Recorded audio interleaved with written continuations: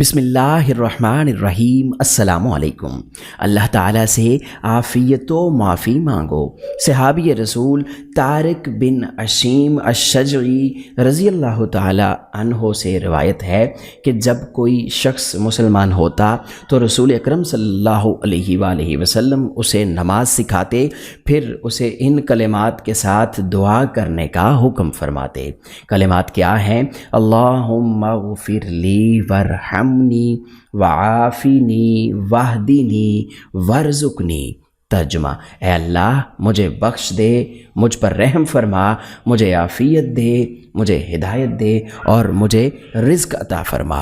दोस्तों, इन कलिमात को जो कोई हर नमाज के बाद 10 बार पढ़ेगा तो अल्लाह ताला उसे गैब से रोज़ी अता फरमाएंगे, उसे हिदायत अता फरमाएंगे और उसके गुनाहों को बख्श देंगे।